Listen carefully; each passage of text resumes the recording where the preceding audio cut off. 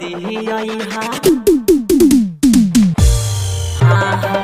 जाय छो बहरा जल्दी अइहा राजा हो कमाई के जाय छो बहरा जल्दी अइहा सोहिया हो कमाई के।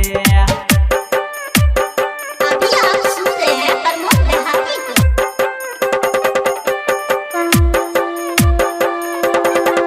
प्रेम से बोलिए सेना वाली मैया की।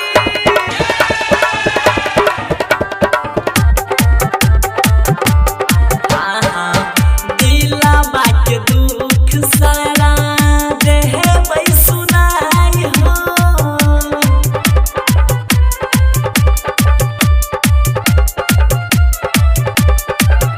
नौ दिन नौमी कई के लेबै बनाई हो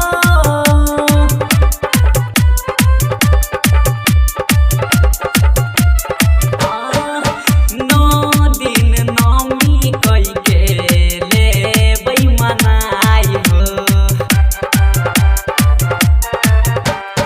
लाल चुनरिया लेने अइहा ओ नहीं से लाई के लाल चुनरिया लेने अइहा ओ नहीं से लाई के जाय छो बहरा जल्दी अइहा जाय छो बहरा जल्दी अइहा राजा हो कमाई के जाय छो बहरा जल्दी अइहा सहिया हो कमाई के। डीजे संजय रा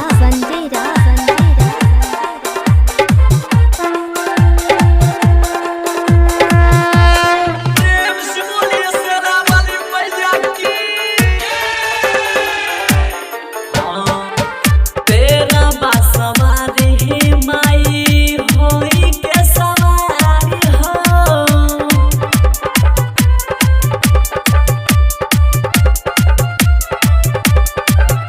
माना हो साच कहै छ कनिया तोहार हो